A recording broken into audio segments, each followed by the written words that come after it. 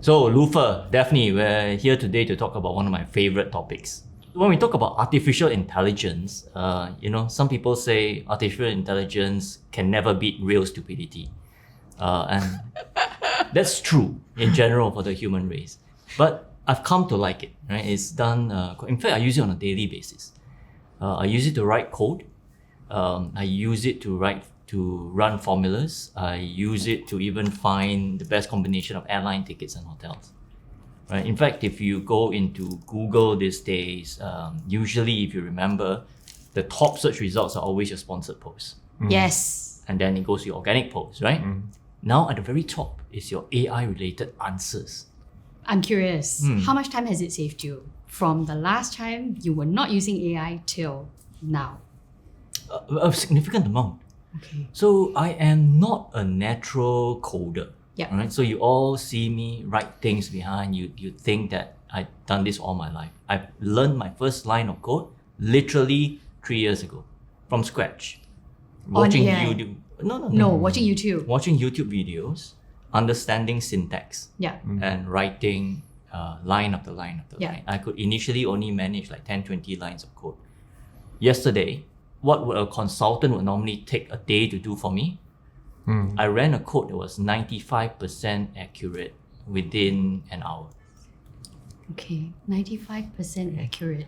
And I guess that's the issue with AI today. Okay, AI today is still evolving, right? So it's never 100% accurate. So you need that human intervention to bring it across the line. Okay, so oftentimes we say being 99% right, you might as well be 100% wrong. And that's the issue with code. Code cannot run when it's 99.99% right. Yeah. True. Every line has to be correct, right? Okay. So that's where the human intervention comes in to ascertain where the AI got it wrong, right? But over time it learns. And as it learns, it corrects. Interesting. Yeah. So, in your case, because we're on the topic of AI harm or help, in your case, is that it has helped. It has definitely helped. Okay, I'm very curious to find out. Lufa, what about you?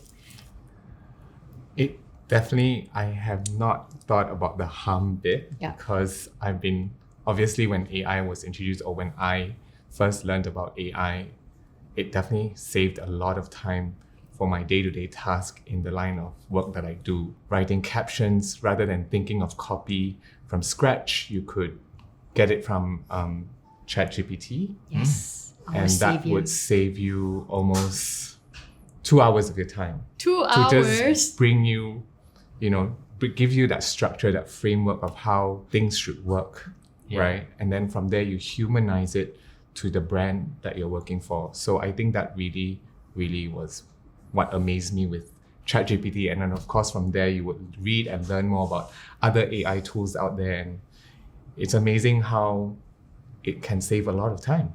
I think you hit the nail on the head. Because if you think in terms of your usual process, Yeah. what takes the most time is for you to think how to start, Yeah. right? The time you spend actually doing it True. is less than the time you take to plan. So by shortening that planning period, giving you something to start with, Yeah. it actually accelerates the development of the whole process, right? It helps you save that saving time, that planning time. So I come from a point of view where I have a love-hate relationship with AI, primarily because I'm a content writer. And so the worry on my mind is, what is AI doing that will take away the job that I'm doing? Half the time, yes, I agree, it saves time. Yes, I agree, productivity is up. But the biggest thing on my mind is what we used to be doing, talking to people, has now been replaced by an algorithm based on what I type in as prompts. Now, we've never been educated on AI in school. No one went through with us a certain tutorial. We've kind of learned while we were kind of going through it. Yeah. My biggest worry is there are no guardrails, there are no ethical guidelines, there is no set of procedures to tell you basically what you've done is a little bit dangerous when it comes to the credibility of the information or the authenticity. So from a content point of view, I worry about that. But has it helped me? It has. So I can't tell. I don't know. It's harmful, but it's helpful. I'm in between in the moment. I think that you summarize what most people are thinking when you think in terms of help or harm, Yeah. right? I think most people appreciate where the help comes from. And when you think of the word harm, the usual association is with what's the danger to my job? Am Yes. I relevant? I think Yeah. that's where most people are thinking, Yep. right? And that's where the idea of harm comes in. Most people don't think that robots are going to take over the world, that we're going to build the Terminator or we're True. going to build Skynet. You know, I've read some research that say eventually we will, but most people don't go there, right? You don't get to that point. Yeah. You get to the point where does it replace me, right? And I think Yes. the question there when you think in terms of harm is we need to think in terms of our relevance to our world. What value do we actually bring? At the end of the day, it's about delivering on what you're meant to deliver. So if you do deliver it with a better set of tools, Yeah. you deliver the output, then that's good. Now you're worried about that quality of that output. I would say leave it to the end users to decide. Okay. Let me go mull and decide about that. Yeah. so No. it's What almost about you, Luther? What do you think? I mean, is there any concept of harm that is not? What does it do to my job? What do you worry about with it? I always think that as us human beings are the one behind all of this, right? Yes. So we are the ones that's able to control and adapt to it. So I don't really see a harm rather than, it's like when I first learned about ChatGPT, for example, it's about learning the prompts correctly and getting Yep. the most accurate information out of it. But when you first do it, it's like, it's giving you this generic answer that is like, oh, okay, it works. Yes. And then as time goes by, you're like, oh, this is very AI. There's no human Yes. touch to it, right? So those are things that I realized, and I'm like, okay, so and everyone is jumping on this bandwagon of using ChatGPT, Yep. and everything sounds so AI and it's so diluted, especially on social media. So I think the way to stand out is putting your input in and humanizing it. That will sort of set it apart. Although AI has helped you, it's still your language in there and what you're thinking behind all of it that the end user can see at the end of it. It's a final question. Maybe it is to ask: will workplaces ever make the use of AI mandatory? I think in this day and age, if you're not on AI, then I think you're lagging behind. I think everyone should at least try or be on AI for now. I don't know whether it should be mandatory, but I think people should start trying at least to be on AI. The way I will put it is this, right? So imagine you were sailing one of those ships when the steamship was invented. Yes. You could well say, I don't know if it's going to blow up. So even though it goes at 10, 20 times the speed, the wind can take me and it can steer, I'm not going to use it. You can be one of those people who want to row a sampan in the age of a Yes, steamship. me. That's And me. you know what? I think there's always room for that. The world is large enough to accommodate a spectrum of technological development. But will you, rowing a sampan, be at the forefront when the steamship is leading? No way, right? Okay. So as long as you are comfortable with your value to those around you and doing what you're comfortable with, I don't think everybody should be pushed to use one tool, to be honest. There are civilizations today that exist very well without the internet. Maybe even higher happiness index than any of us will ever achieve. Before we continue, let's take a moment to hear from our sponsor, DHL Express Singapore. DHL, the world's leading logistics company, is leading the charge towards a more sustainable future, with a goal of achieving net zero emissions by 2050. In Singapore, DHL's Go Green Plus solutions helps businesses to reduce their carbon emissions through the use of sustainable aviation fuel. Derived from renewable sources such as used cooking oil, DHL is also expanding their electric vehicle fleet rapidly to ensure greener last mile deliveries. Join DHL on their sustainability journey. Learn more at dhl.com/discover/en-sg. Welcome to the podcast series by Great Place to Work, ASEAN and ANZ. Join us as we explore current workplace trends and issues through conversations with industry leaders. Listen to their views and experiences that are shaping our workplaces today.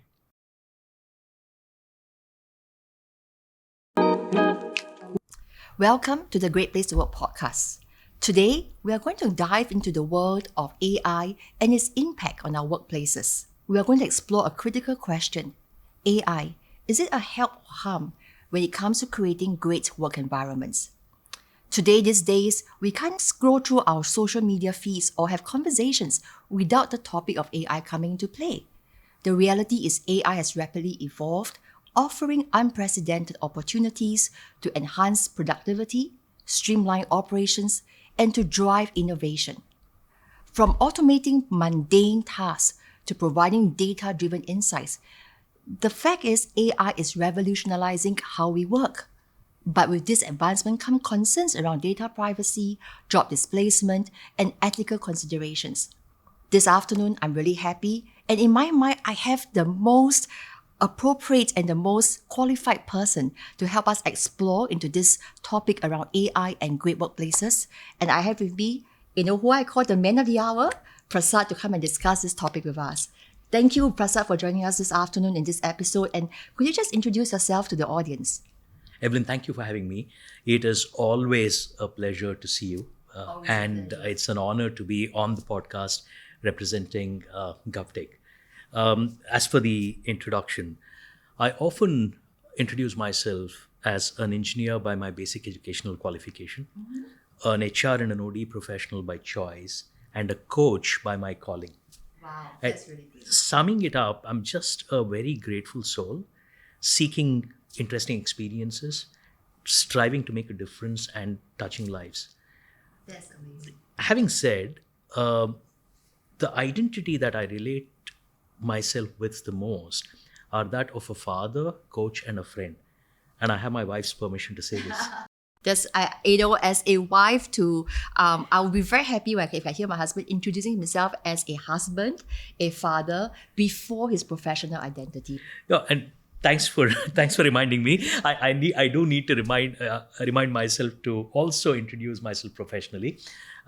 You know it, but for the audience, I'm with government technology agency, also called GovTech in Singapore. We are the Singapore government's leading technology agency, responsible for all things digital transformation and smart nation, and we have a leading role to play in that. I am responsible for all things people, org, and culture, so CHRO equivalent. I'm also the board secretary at GovTech, and I have an additional role that I play, which is I'm the president of the Singapore Human Resources Institute, and that's a platform that I use to contribute to building the community, the fraternity in human resources.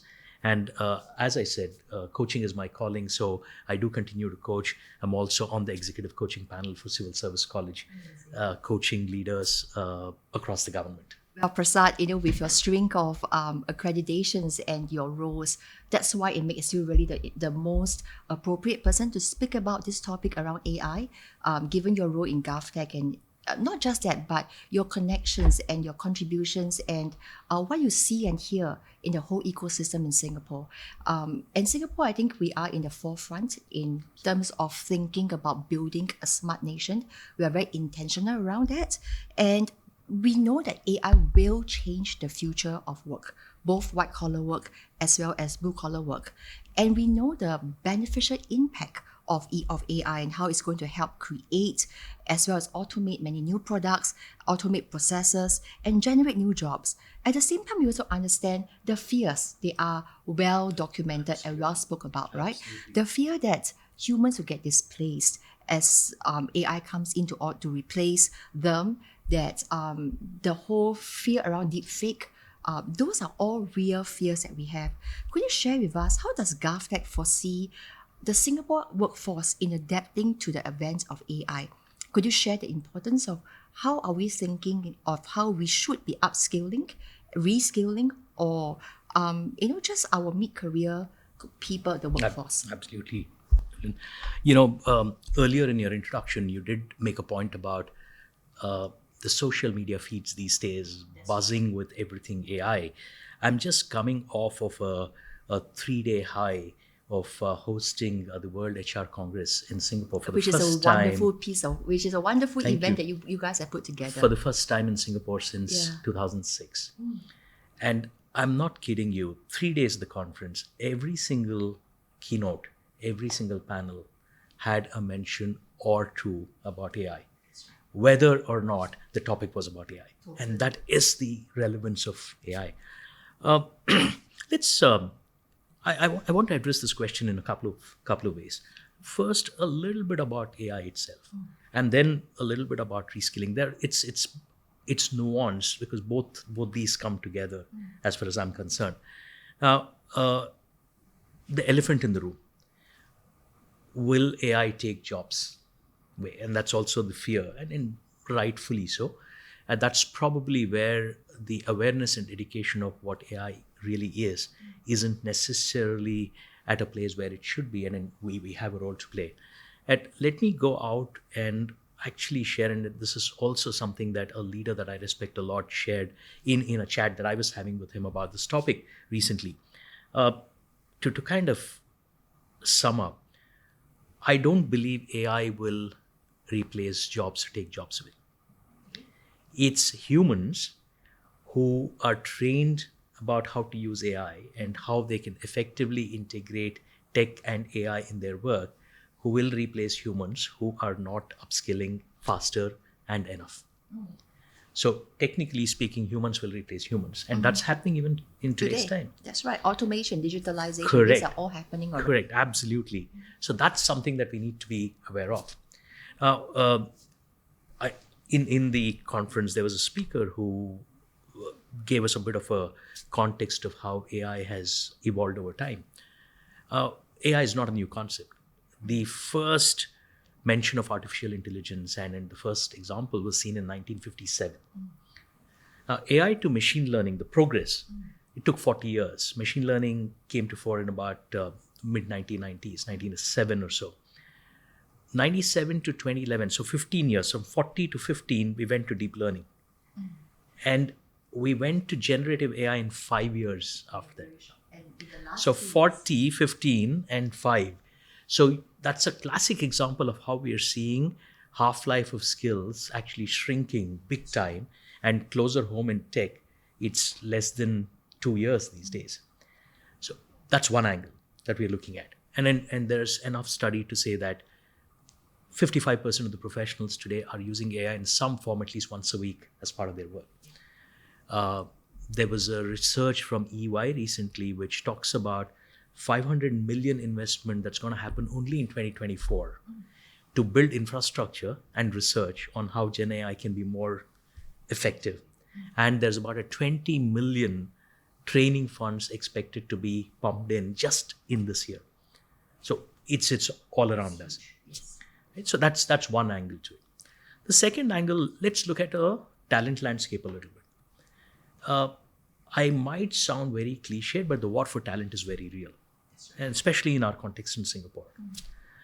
The demand for good talent will any day far outstrip the supply that we have. And organizations are not in a space anymore where we can continue to throw bodies at the problem. We are in a stage of what I call scaling and not growing, which means that we need to do more with the same and more with less. And which is where integration of tech and AI will be extremely effective, because it's going to help productivity, it's going to help augmenting human capability, so enabling us to look at an AI-human collaboration, and where we have the bandwidth to upskill and evolve the work that we do as humans. And that's really what we should all be looking at. So therefore, upskilling and reskilling becomes very, very critical.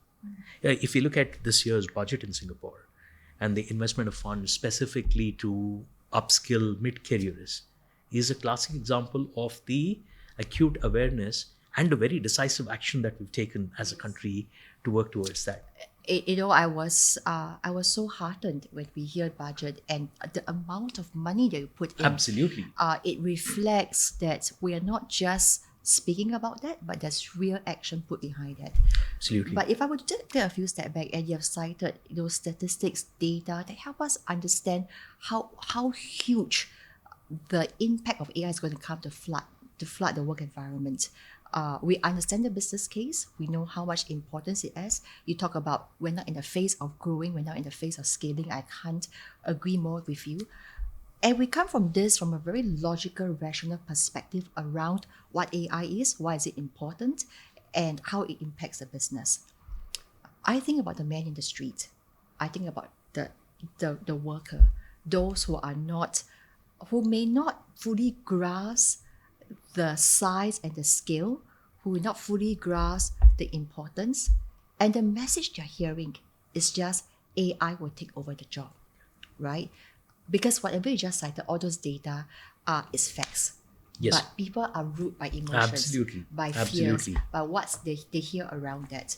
And which is why, before we go into that bit, the scaling bit, this is where I want to connect the idea of AI with great workplaces, right?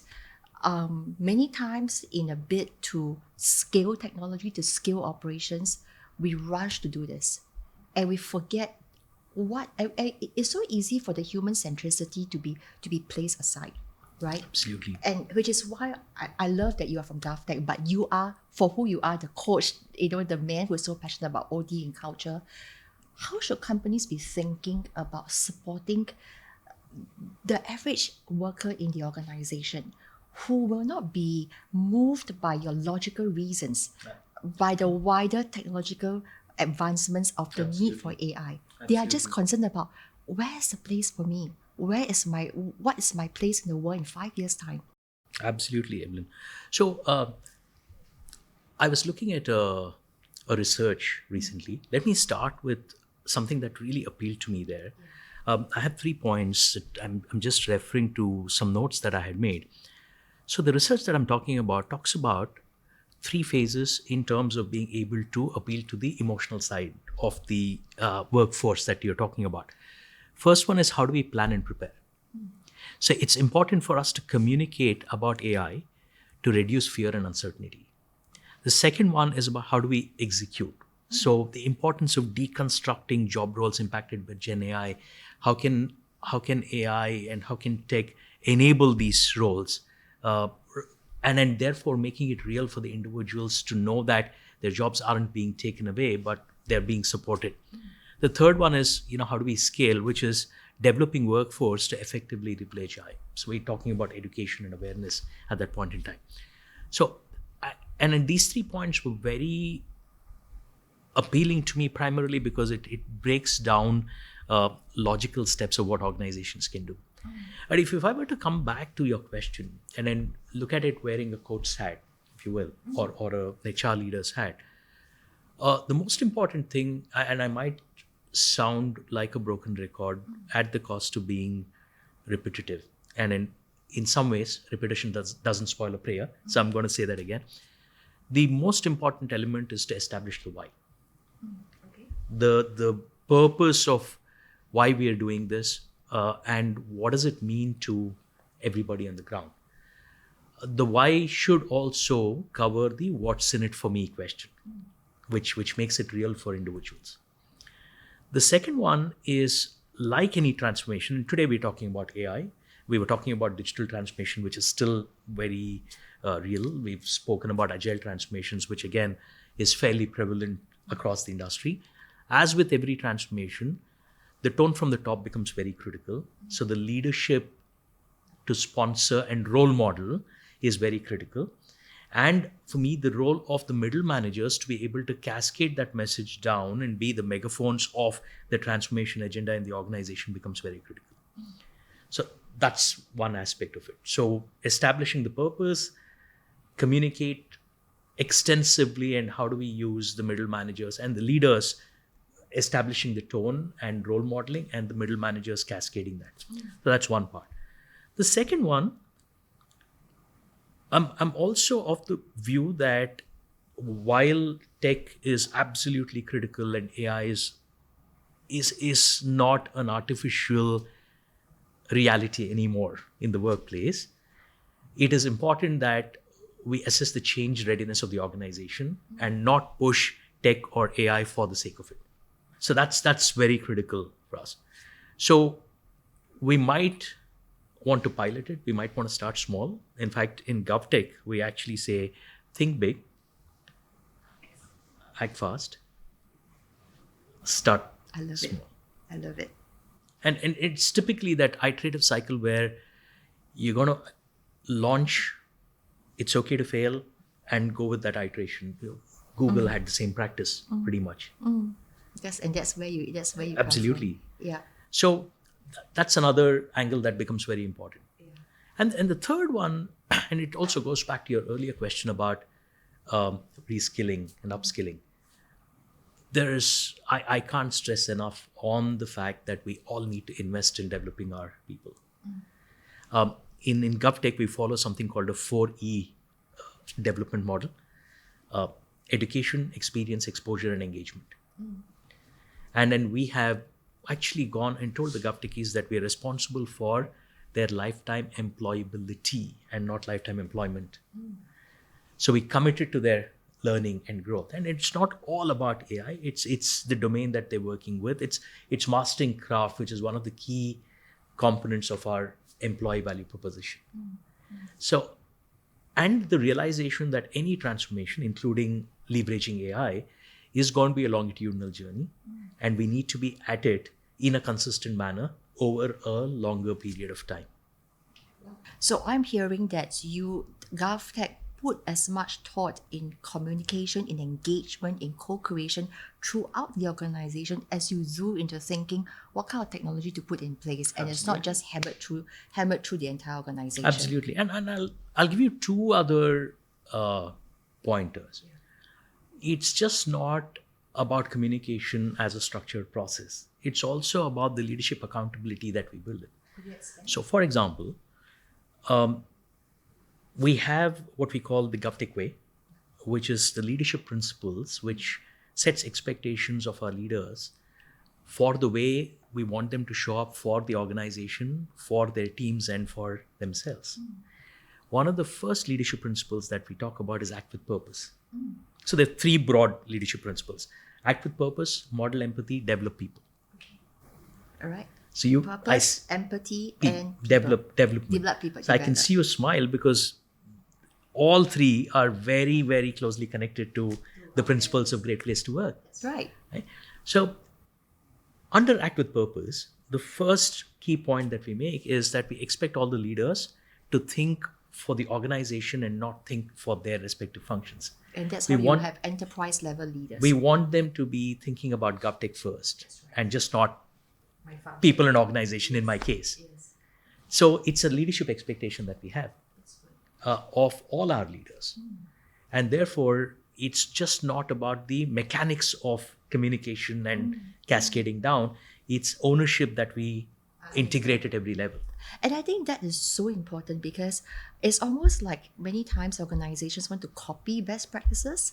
What are your best practices out there? But it's beyond copying the programs and the structure, but it is having those guiding principles guide the behaviors so that it is not just going through the letter of the law, but the spirit of what you're doing that permeates through the organization. I can't agree more with you, Evelyn.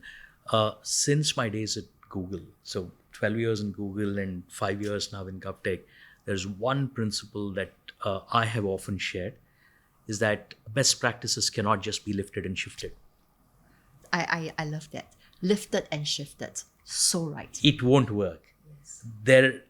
The best practices always works in the context of the culture of the I organization. need to have this statement. I need to do a cut a reel and share that with so many of our clients who ask us, can you please tell us what are the best practices we can do? And we tell them it is not about copying and pasting because you don't need us. You could Google it very easily. And that doesn't mean I'm not happy to share.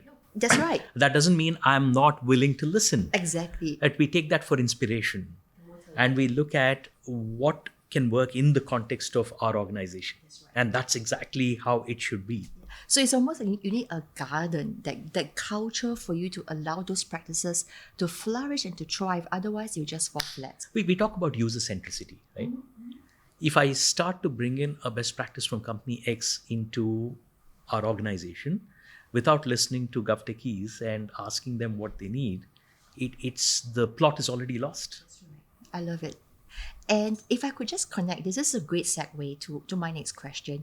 How should great workplaces be thinking about AI? Is there even a connection? Because one feels to be about people and culture. AI is technology, is technical skills, right? In your view, is there a connection? And if there is, why do we need great workplaces in this age of AI? Let me try and see if I can draw parallels to another aspect that's very close to my heart, which is coaching. I remember we were discussing this a little while ago in one of our chats about the importance of manager as a coach or leader as a coach. What do we say there? It's not about converting all the managers and leaders to be full-time professional coaches overnight. It's about giving them the tools and the repertoire to understand a bit of what coaching is and use it at the right time in a conversation with their team, with their employees, in the conversations, during career conversations, during performance conversations and what have you. But we're not expecting everybody to be a full-time coach or a professional certified coach. Similarly, when we're talking about integrating AI or tech, there has to be enough tools with everybody to understand how we can use it. And that doesn't mean everybody needs to be a programmer. We're not converting everybody to be a tech expert at the usage of tools and technology, including AI, in our day-to-day. How do we integrate it? Therefore, how are we able to use that as an enabler, help in our productivity, and that time that we save can be invested into holistic well-being. Or if you're interested in more work, you can invest it into more work. You can scale the work that you do and the strategic direction that you take in being a more effective partner to your stakeholders. So there is so much that we can do with the benefits that AI can give us. Right. So we are leveraging off the benefits for us to be even better in giving that space, because the repetitive work, the mundane work has Correct. been replaced by AI. Correct. And that requires that. Correct. I want to get your opinion on this statement, right? That amidst the rise of AI and a very challenging macro environment that we are all in, the workplace is changing very rapidly, right? And this pace of change presents an opportunity, but it also requires companies to have trust to ride the wave of change. What are your thoughts on this statement? Can't agree more with you. And then that's also, I was reminded of one of our keynote speakers yesterday in the conference, who was sharing several examples of what AI can do. The one that he said the AI can't do is about building trust and empathy, compassion and curiosity, humility. So it connects very strongly. So, which is the reason why we go back to what we were talking about earlier, that AI cannot replace humans in everything that we need to do. Yeah. It can't replace all of the leadership. That's good to know. Right? And then trust, trust is a two-way street, if you ask me. And that's a very significant component of what the leaders need to invest time in. Which is why I would think that even as we are in this race to adopt AI technology, and in this race look at how we could harness the benefits of that there is a place for human centricity. Absolutely. There is a place that for us to still be very mindful of the human spirit, the human creativity that no machine can replace. Absolutely. Yeah. Absolutely. Thank you so much, Prasad, for sharing not that at all. bit. Yes. Sure.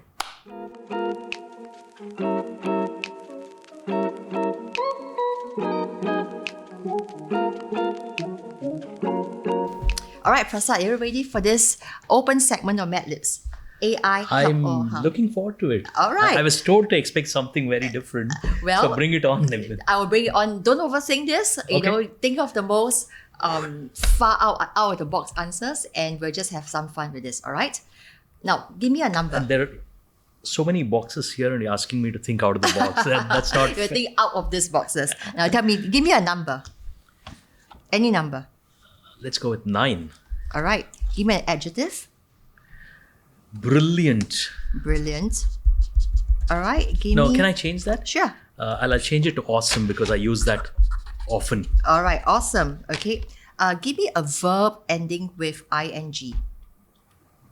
Something I'm really bad at, singing. All right. What about a plural noun? A noun, a thing, but in plural form. Fish. Fishes. Yeah. Still fish. All right. Yeah.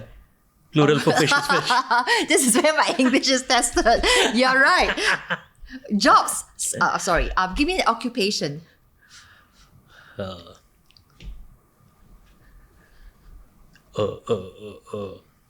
AI evangelist. Oh, I love it. All right. Keeping in theme with today's discussion. Totally. And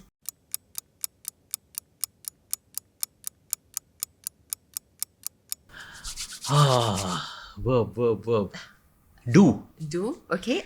How about a noun? DNP. DNP. That's you. Give me a city. How about a family member? Daughter. A verb in past tense. Did. A noun. A last one. A final noun. Let's go with Johnny. I realize the smarter a person is, the harder they find it to be very out of the box. Out of the box. Because they are very used to be so so logical about this. All right, are you ready for this? Yeah. All right. So, Mad Libs, AI help or harm? Prediction of the future. 9 years from now, AI will be able to do awesome things like singing fish. Jobs such as AI evangelists have become entirely obsolete due to the efficiency of AI. On the flip side, other industries have flourished with the help of AI, especially tech. This is because AI can do DNP. London was the first city in the world to adopt a widespread AI network. Its population received the news of this development with gratitude. However, this does not mean AI has replaced humanity. Humans have certain skills that AI cannot replicate. For instance, my daughter recently did a journey. Our home AI assistant could not have done that. All in all, I think AI has had a positive impact on the world. Thank you for That's fun. your contributions. Do I get a framed copy of that? My handwriting isn't as good. That's it. Thank you so much, Thank you, Prasad. thank you. For your time and for obliging Not at us all. with this. Not at all. This podcast is brought to you by Great Place to Work, ASEAN and ANZ. At Great Place to Work, we transform workplaces through our unique culture and certification program. We promote a future of work that is inclusive and fulfilling, inspiring organizations to build cultures of trust, collaboration, and engagement. Tune in to our next episode and stay connected with us on Facebook, Instagram, and LinkedIn. Let's shape truly great workplaces together.